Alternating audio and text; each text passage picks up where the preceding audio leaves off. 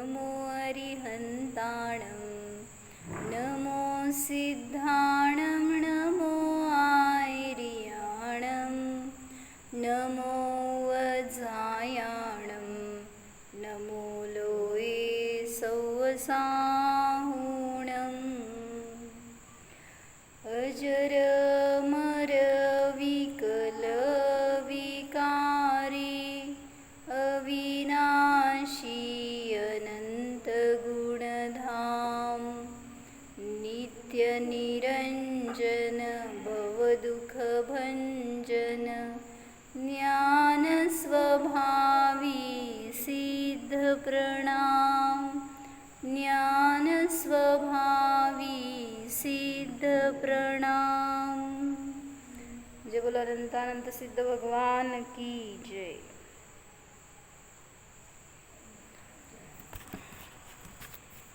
अपवित्र हो या पवित्र जो नमोकार को ध्याता है, चाहे सुस्थित हो या दुस्थित पाप मुक्त हो जाता है।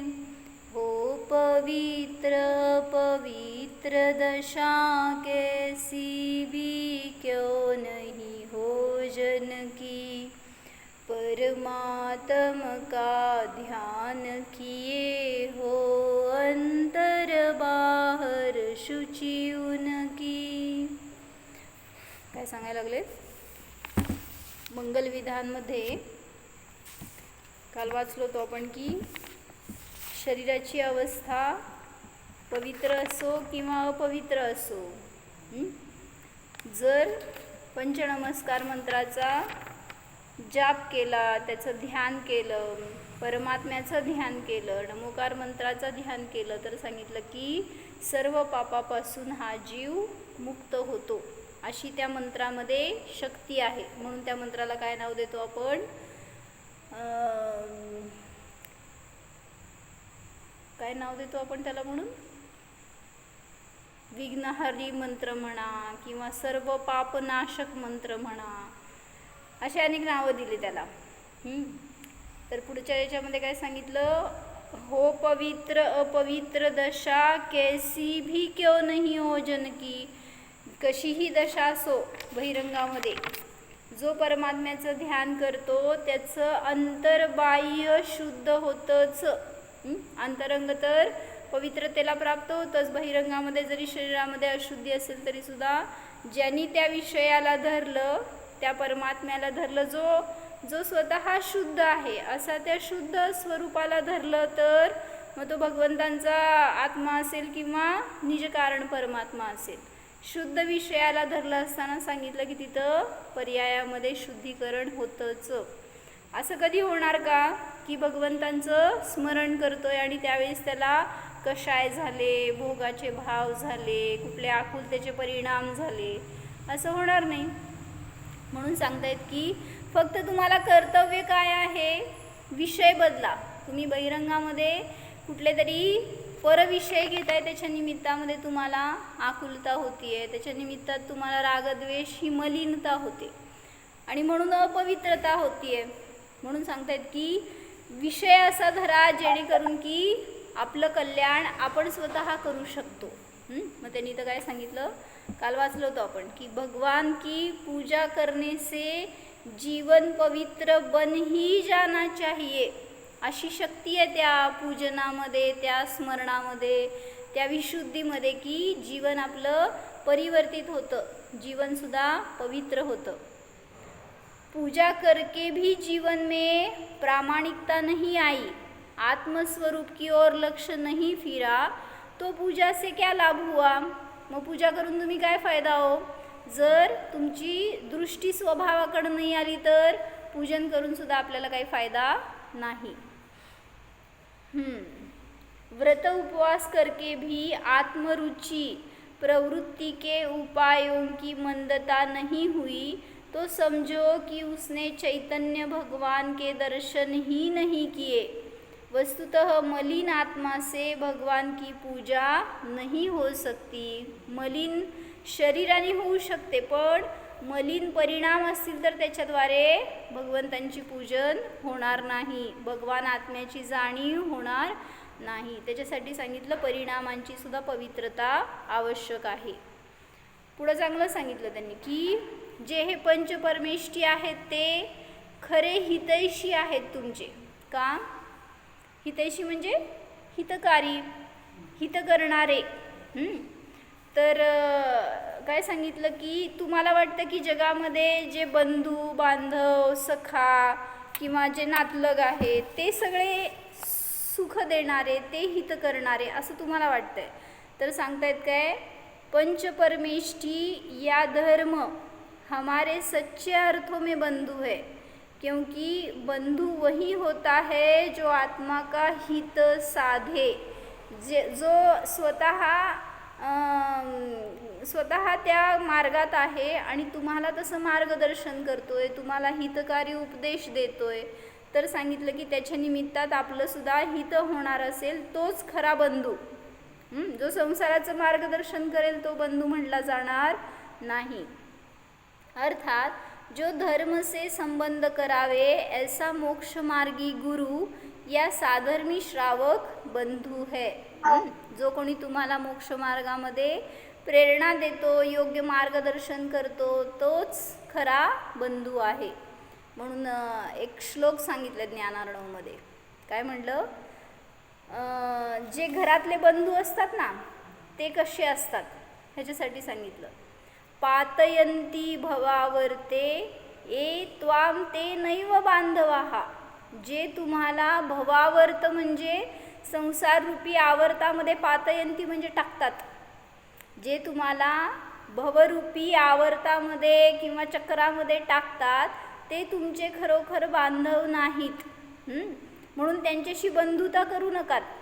आहेत संयोगात आलेले तर ज्ञाताद्रष्टा रूपाने एकत्र राहतो आपण, पण बंधुता म्हणजे एक भावनेनी जोडलं जाणं असं आहे ना. मग त्यांनी सांगतायत की पातयंती भवावर्ते ये त्वाम ते नैव बांधवाहा बंधुताम ते करिष्यन्ति हितमुद्दिश्य योगिनः.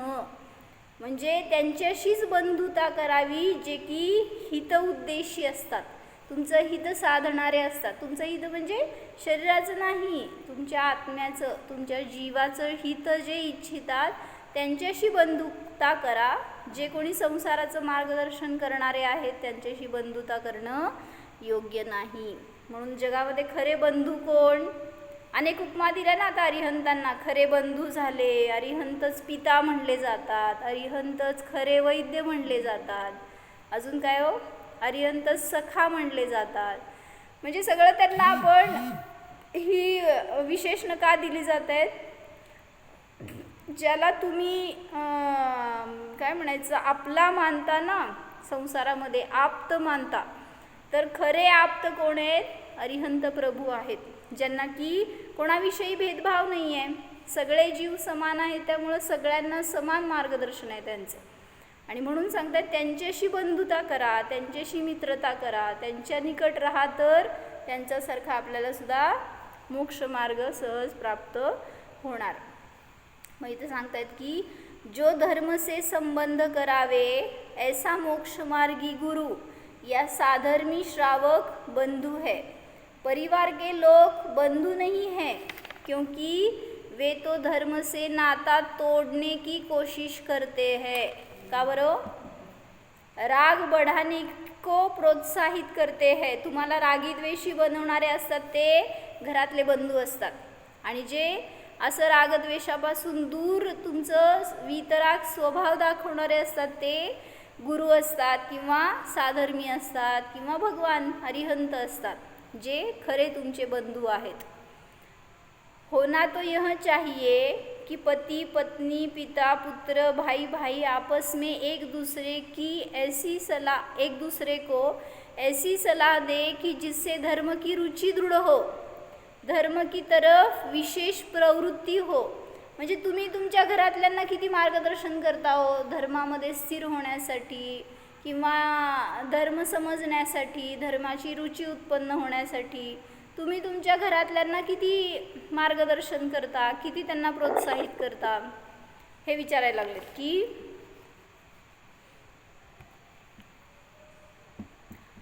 घर में कोई बीमार हो तो धर्म बुद्धि से उसकी यथोचित वैयावृत्ति करनी चाहिए। शरीर की ग्लानि नाक भौं न सिकोड़े, गंदे शरीर के भीतर भी आत्मा को निरखे कि इस मलिन देह में आत्मदेव विराजमान है, जो स्वभावतः सिद्ध तुल्य चेतना के पुंज है। म्हणजे तुमच्याजवळ असताना अशा अनेकांची सल्लेखनं आपण बघितली असेल घरामध्ये, जे अंतिम दशेमध्ये असतात, सल्लेखना मरण साधणारे, काय म्हणायचं, मृत्यूशयीवर पडलेले आहेत, तर त्यांच्या शरीराची सगळी दुरावस्था झालेली असते, मलिन झालेलं असणार ते शरीर. पण अशा अवस्थेत सुद्धा जर त्यांची ग्लानी न करता त्यांना धर्मामध्ये स्थिर करण्याचं कार्य तुम्ही केलं तर तुमच्या जीवनामध्ये सुद्धा तशा प्रकाराने अनुकूलता सहज मिळते. म्हणून त्या जीवाला ॲक्च्युली सल्लेखना चालू आहे ज्याची, त्याला स्वतःची वेदना जास्त आहे शरीराची. शरीरात कर्मांचे उदय चालू आहे, त्याच्या निमित्तात रोग असेल, काय ना काय व्याधी, काय ना काय वेदना असणार शरीरात, त्याचे उदय तो भोगतोय. आणि त्यात तुम्ही जाऊन समोर जर त्याची ग्लानी करणार, किरस करणार, त्याच्याशी जर मौन धरणार, कोण बोललं नाही, तर त्याला अजून किती वेदना. म्हणजे समजतंय का मला काय म्हणायचं आहे, की कोणी जीव आहे तो, त्याला एका खोलीत तुम्ही झोपवलं आहे, त्याचं सेवा करायला तर तुम्हाला टाईम नाही किंवा त्याला वेळ द्यायला टाईम नाही कोणाला. त्यामुळं तो एकतर स्वतःच्या वेदनेने त्रस्त आहे आणि त्यात परत असं कोणाचं तरी बिहेवियर दिसल्यावर अजून वेदना वाढतात. म्हणजे शारीरिक वेदनांपेक्षा पुन्हा मानसिक वेदना जास्त त्रास देऊ लागतात. म्हणून सांगता तिथं की शरीर कसंही असो, तुम्ही जेव्हा त्याला परिणामातून स्थिर करता, परिणामातून निर्मळ बनवता, त्यावेळेस तो धर्मामध्ये स्थिर होऊ शकतो, दृढ होऊ शकतो. आत्मा की विकारी अवस्था पर भी ऐसा ध्यान न दे और न ऐसा ही विचारे कि अमुक व्यक्ति ने ऐसा पाप किया था. कोणी पाप केलेला असेल तर तुम्ही त्या पापालाच धरून बसणार आणि तसं बघत राहणार का त्या जीवाकडं. मग तुम्हाला कोण दिसणार हो, जीव दिसणार का पापी दिसणार. मग तुमची दृष्टी काय झाली, मलिन झाली. म्हणून सांगतायत की आपली निर्मळता करायची आहे ना, तर कोणाला सुद्धा पापी बघू नका, सगळ्याला जीव पहा. म्हणजे प्रॅक्टिकली तशी दृष्टी यायला पाहिजे आपल्याला. तोपर्यंत नाहीतर भेद होत राहणार, एक चांगला एक वाईट आहे, एक आपला एक परका आहे, असे भेद होत राहणार आपल्या ज्ञानामध्ये. जीव के भाव हमेशा एक से नहीं रहते. जरी कोणी पाप केला असेल तरी सुद्धा त्याचे परिणाम कदाचित आता पश्चातापाचे असतील, तर त्या जीवाकडे तुम्ही पापी म्हणूनच बघत राहिलात तर कधी सुधारणा होणार. म्हणून सांगतायत की असं एखाद्याला एखाद्या कषायानुसार, त्याच्या पापानुसार सर्वथा तसं मानणं चुकीचं आहे. जो कभी खराब था वह पीछे अच्छा भी हो सकता है. कथा और पुराणों में ऐसे दृष्टांत देखने को मिलेंगे कि उन्होंने जीवन का बहुभाग दुर्व्यसनों में बिताया. अनेक जीव असे बघितलेत आपण उदाहरणं की सप्तव्यसनी होते आणि पुन्हा नंतर धर्मामध्ये दृढ झाले, स्थिर झाले, अशी उदाहरणं दिसतात. तो दुर्व्यसनों में अनेक काल बिताया, लेकिन जब कर्तव्य का बोध हुआ तो ऐसी साधना की कि उसी भव में भगवान बन गए. सप्तव्यसनी होते, त्याच भवात भगवान झाले. कसं काय हो. मग तुम्ही काय म्हणून बघितलं त्यांच्याकडं, पापी, व्यसनी असं बघितलं तर त्या जीवाला भगवान बघताना आपली दृष्टी कशी राहणार.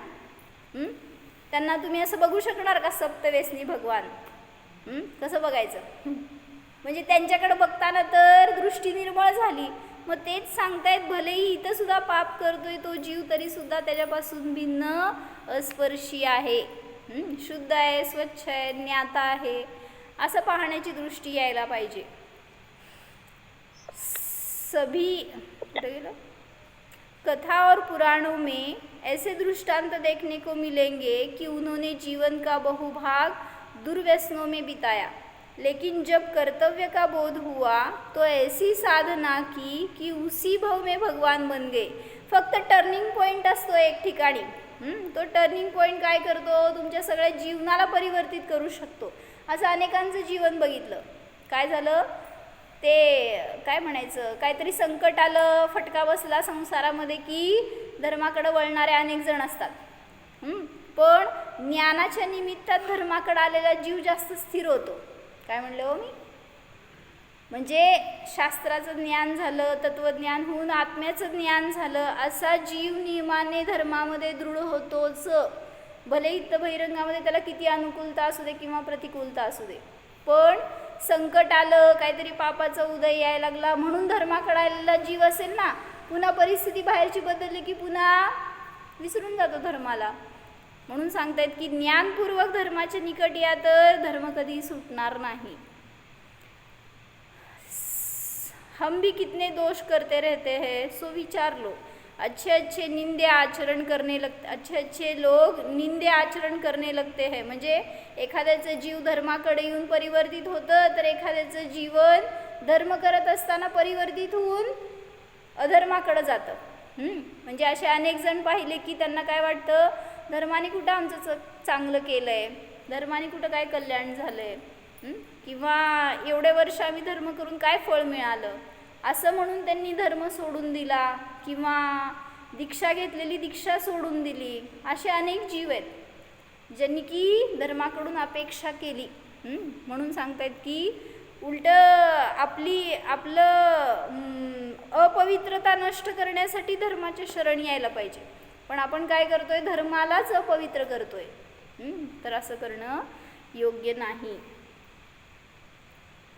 जो निंदे आचरण करते हैं, वे ही जब अपने को संभालते हैं तो फिर उसी उच्च पद पर पहुंच जाते हैं. यही नहीं, सर्वोच्च सिद्ध पद को पा लेते हैं. तो परिणामों में ऐसा विवेक लाओ जिससे धर्म की योग्यता आवे. तर त्यासाठी काय सांगितलं, एक उदाहरण की एक मनुष्य होता आणि त्याला निकामी होता, काय म्हणायचं, निकम्मा होता, काय काम करायला आवडायचं नाही. काय म्हणता तुम्ही त्याला?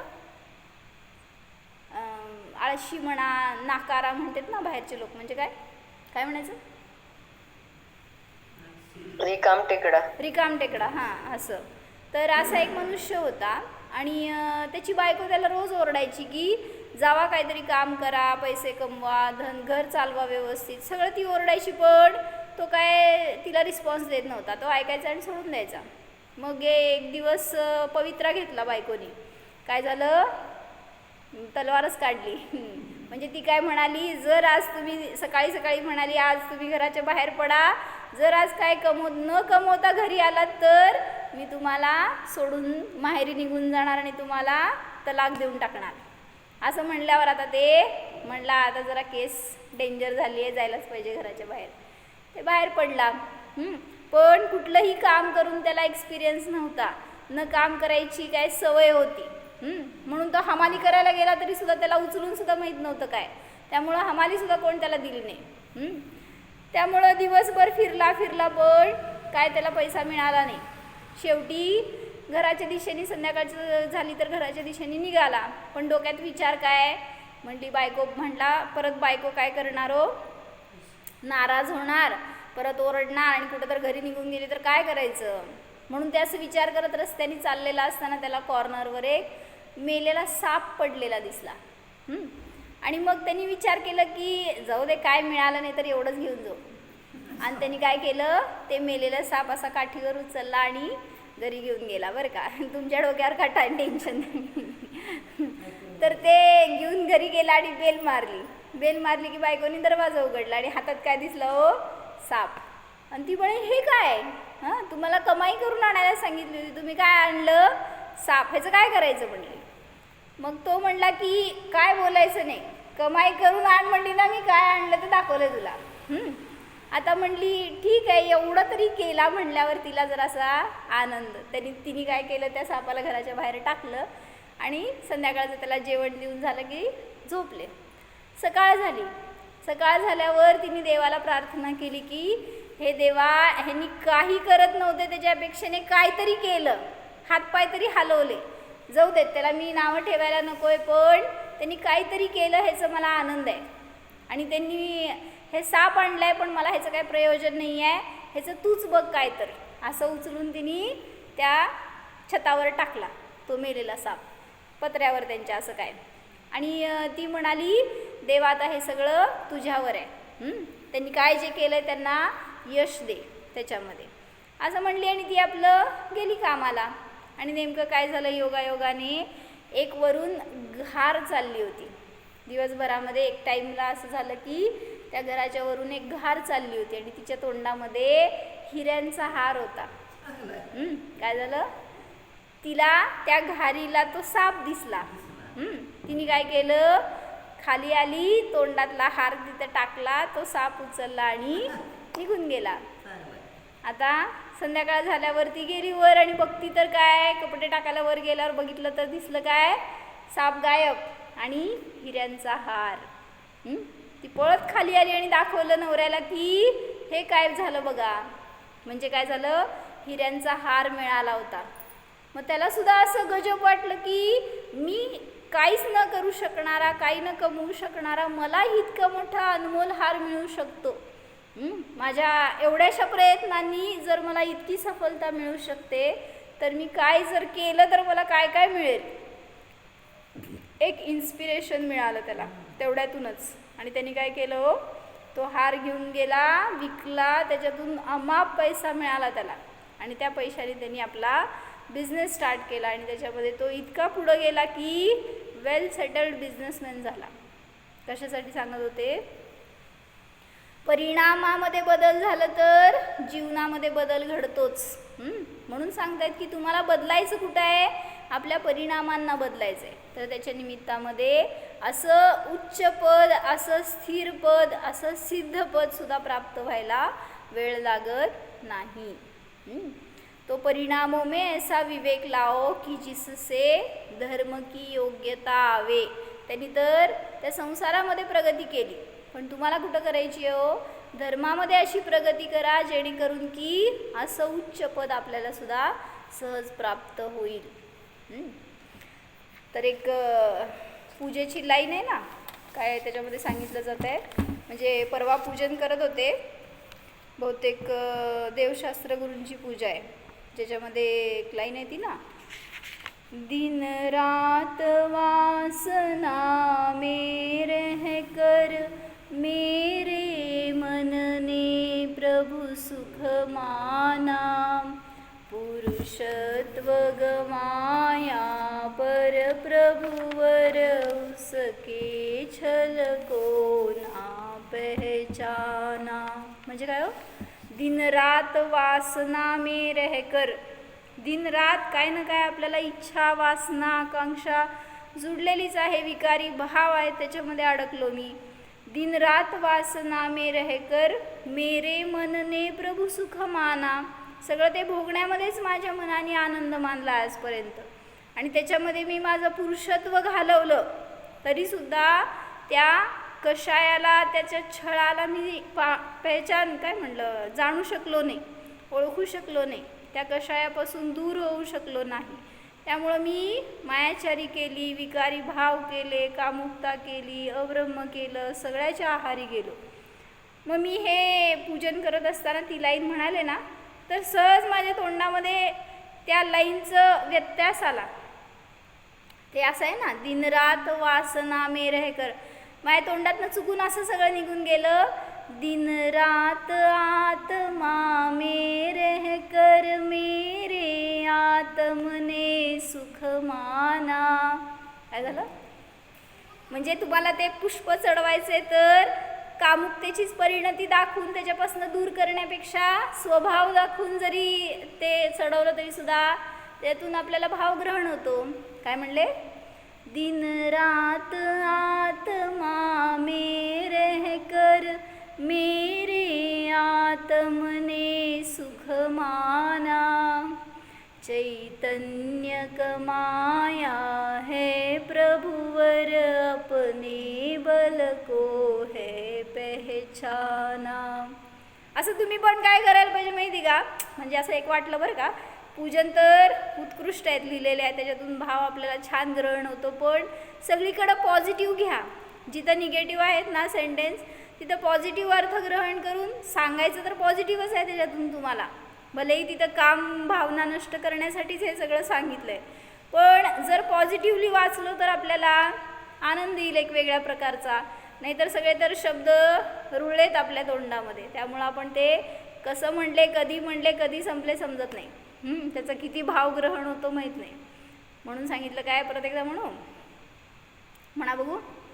दिन रात आत्मा मेरे कर, मेरे आत्मने सुख माना, चैतन्य कमाया है प्रभुवर, अपने बल को है पहचाना. चैतन्याला मी कमवलंय आणि आपल्या बळाला त्याच्या निमित्तामध्ये प्राप्त झालोय. माझं बळ काय आहे हे मी ओळखलंय त्याच्या निमित्तात. असंच एक वरची पण लाईन आहे ना, काय, जेव्हा अक्षत चढवतो त्याच्यामध्ये काय सांगितलं, अभिमान किया अब तक जड़ पर, अक्षय निधि को ना पहचाना, मैं जड़ का हूँ जड़ मेरा है, यह सोच बना था मस्ताना. ह्याला पॉझिटिव्ह करून सांगा बघू.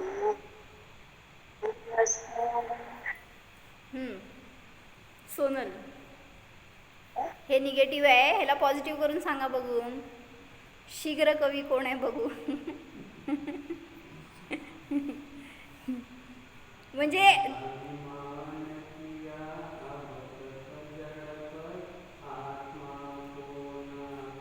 निगेटिव्हच झालं की ते. पॉझिटिव्ह करा, पॉझिटिव्ह.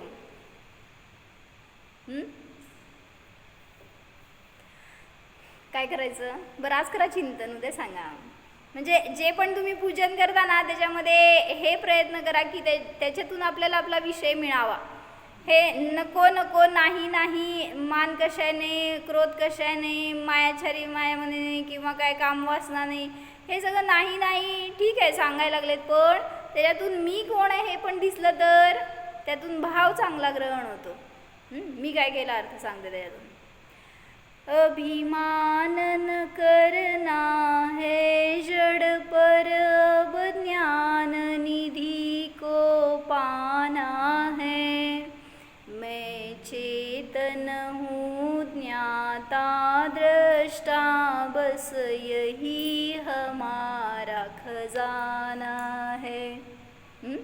काय हो आपलं खजाना, जे आपले अनंत गुण आहेत ते आपलं खजाना आहे, आणि त्याच्यावर त्याच्याविषयी अभिमान करा चालतंय. बाहेरच्या जडावर अभिमान करण्याने काही प्राप्त होणार नाही. उलट मान कशायाने त्याच्या निमित्तात ज्ञान घटलं जातं. पण जर आत्म्याचा अनुभव केला, आपल्या चैतन्य खजानाला जाणलं, तर सांगतायत की ज्ञाननिधी प्राप्त होणार. चेतन आहे, ज्ञाता द्रष्टा आहे, ह्याची अनुभूती होणार.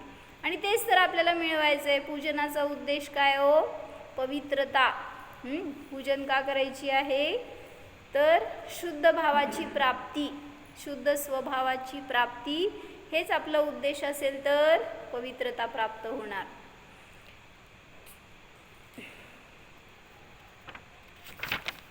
म्हणून एक तिथं ह्याच्यात पण काय आलं,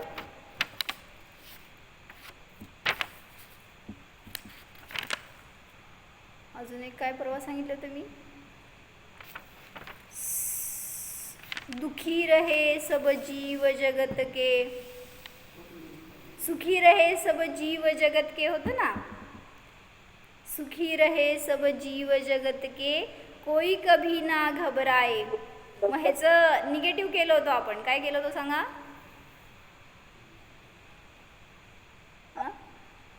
दुखी रहे सब जीव जगत के, सभी सदा घबरावे. तर तुम्ही धर्माच्या निकट येणार. जर संसारात राहून घाबराल, त्या संकटांना घाबराल मंगलाबेन, तर ते संसार कधी नष्ट होणार ह्याच्यासाठी म्हणून धर्माच्या निकट येतील लोक. कारण भीती वाटल्यावर तुम्ही काय करता हो, धर्माला शरण जाता. येऊन आम्हाकडे लगेच प्रतिक्रमण करता, प्रायश्चित्त मागता. म्हणजे सेल्फिश आहे तुम्ही लोक. रोज यायला पाहिजे नको, मग जेव्हा त्रास व्हायला लागलं, उदय यायला लागले तेव्हा येतात आणि आम्हाला प्रायश्चित्त द्या. रोज का नाही करायचं, म्हणजे असं काहीतरी उदय यावा आणि आपण मग तिथं जाऊन प्रतिक्रमण प्रायश्चित्त घ्यावं. असे निषेध आपणच स्वतःसाठी बांधले. म्हणून सांगतायत की खरोखर परिणामांची पवित्रता करायची आहे ना, तर माताजी सांगतात रोज प्रतिक्रमण प्रायश्चित्त व्हायला पाहिजे, आणि गुरुकडनं झालं तर बेस्ट. अजून एक लाईन घेतली होती, काय? देखा जब अपने अंतर में कुछ और नहीं भगवान हूँ मैं, देखा जब अपने अंतर में कुछ और नहीं भगवान हूँ मैं. ह्यालाच काय केलं? अज्ञानीच्या भाषेमध्ये सांगितलं. भूला जब अपने अंतर को, जो कोणी अज्ञानी आहे तो काय करतोय? स्वतःला विसरलाय.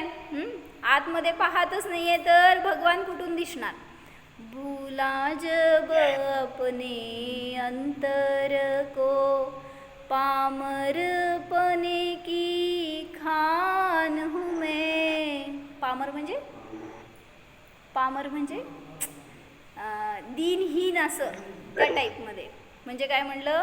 जर तू स्वतःला विसरलास, भूला जब अपने अंतर को पामरपने की खान हूँ मैं. तूच दिनहीन आहेस आणि तूच काय म्हणायचं श्रीमंत आहेस. फक्त काय करायचंय? तुला दृष्टी बदलायची आहे. जर बाहेर बघशील तर पामर आहेस, आणि जर तेच अंतरंगात बघशील तर तूच सुखाची खाण आहेस, तूच भगवान आहेस. म्हणून सगळ्या काय म्हणायचं, पूजेच्या लाईन असू देत, भक्ती असू दे, किंवा कुठलं एखादं स्तोत्र असू देत, सगळ्यामधून त्या शब्दाचा भाव ग्रहण केला ना तर वेगळा आनंद प्राप्त होतो. आणि त्याच्याशी म्हणून असं भावपूर्ण जोडले जावा जेव्हा पूजन करता तेव्हा. भलेही ते 5 मिनिटासाठी 10 मिनिटासाठी असेल, पण ते जे लाईन म्हणतो ना त्याच्यामध्ये वेगळा आनंद येतो. म्हणून म्हणलं की असं आपल्याला सुचतं काहीतरी, आणि त्याच्या निमित्तामध्ये वेगळ्या वेगळ्या विशेषणातून आत्मा दिसतो. तसा मी आहे, जसे भगवान आहेत तसा मी आहे. तर अपवित्र हो या पवित्र, जो नमोकार को ध्याता है, चाहे सुस्थित हो या दुस्थित, पाप मुक्त हो जाता है. मग काय सांगाले?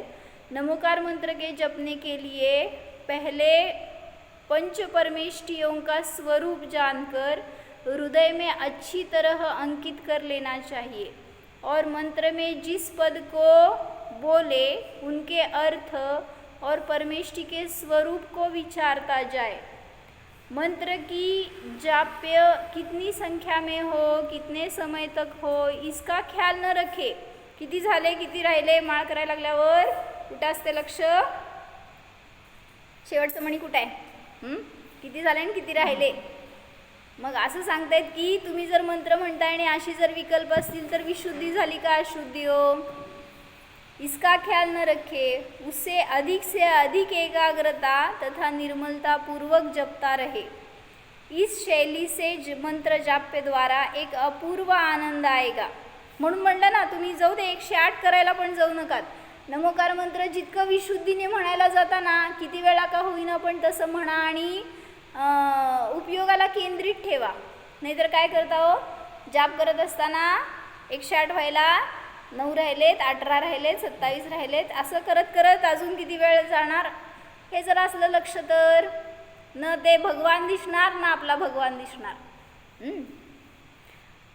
इस शैली में यह ज़रूरी नहीं कि 108 बार ही मंत्र जपना चाहिए. गिनती पर ध्यान जाने से हृदय उतना गहरा नहीं पहुंच जाता और एकाग्रता भी उतनी नहीं हो पाती. लेकिन जिनके चित्त अधिक चंचल होते हैं उनके लिए 108 बार अपने की बात ठीक है, जपने की बात. म्हणजे ज्यांचं अधिक चंचलता आहे परिणामामध्ये त्यांना सांगितलं की तुम्ही 108 वेळा म्हणा, जेणेकरून त्याच्या निमित्तात तरी स्थिर व्हाल. दूसरी रीति मंत्र जाप्य की यह है कि हृदय में 8 पाखुड़ी वाला कमल विचारे, उसके बीच में उसकी कर्णिका, प्रत्येक पंखुड़ी वाला और कर्णिका में 12 बिंदू विचारे, एक बिंदू, म्हणजे आता तुम्हाला ते जसं पिंडस्थ ध्यानाची पद्धती आहे तसं मनाची स्थिरता करण्यासाठी म्हणून तशा प्रकाराने सुद्धा मंत्र जाप्य करायला सांगितलं. म्हणजे शेवटी सांगितलं ना, ध्यानसूत्र म्हणा, पूजन म्हणा किंवा कुठलं भजन भक्ती म्हणा, सगळ्याच्याद्वारे शेवटी केंद्रित कुठं व्हायचं आहे हो? पवित्र स्वभावावर. आणि ती पवित्रता प्राप्त होणार जेव्हा आपण शुद्ध आत्मानुभव करणार. म्हणून तिथं म्हणतायत की परमात्मा स्वभाव शुद्ध आहे, तो पवित्र आहे. त्याला विषय करून जाणला असताना शरीरामध्ये भलेही अशुद्धी असेल तरीसुद्धा परिणाम विशुद्ध होणारच. म्हणून बाहेर पवित्रता असो किंवा अपवित्रता असो तरीसुद्धा जर विषय निर्मळ आहे, विषय पवित्र आहे, तर आपल्याला जे ध्यान आपण करणार ते सुद्धा पवित्रतेचंच होणार. म्हणून स्वतःच्या आत्म्याला जाणत पूजन करा, तर त्याचा आनंद आपल्याला भोगता येणार. हो, जाणं.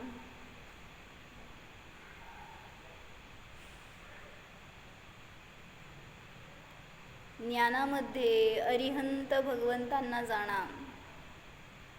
पहा, अरिहंत भगवान अंतर्बाह्य पवित्र आहेत, निर्मळ आहेत, प्रसन्न आहेत.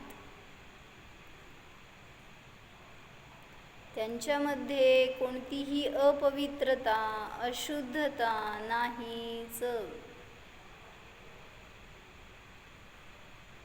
हा मी आत्मा देखील अरिहंतांसमान शुद्ध, पवित्र, स्वच्छ आहे. अरिहंत स्वरूप आहे.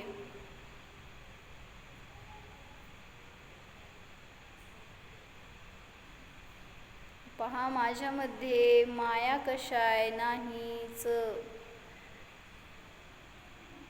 निर्माया स्वरूप जाणा. अभिमान नाही, विकारी भाव नाहीतच. हा मी आत्मा तर निर्माण स्वरूप आहे, निष्कषाय आहे, केवल ज्ञान स्वरूप आहे. सिद्ध स्वरूपोऽहम्,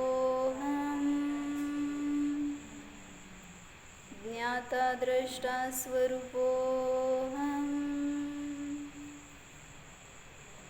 शुद्धोऽहम्.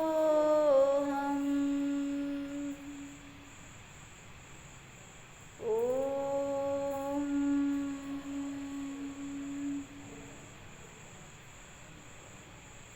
विसर्जन. नमो अरिहंताण.